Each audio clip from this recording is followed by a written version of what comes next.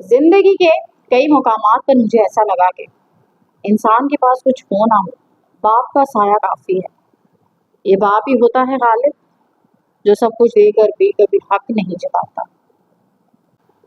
رسول اللہ صلی اللہ علیہ وسلم نے فرمایا، ہر قوم کی ایک آزمائش ہوتی ہے اور میری قوم کی آزمائش پیسہ ہے۔ اخلاق کے بارے میں کسی نے کہا ہے، اگر انسان کا اخلاق اچھا ہو تو لوگ قبر کا بھی پتہ پوچھتے ہیں، تو اپنے اخلاق کو درست رکھیں۔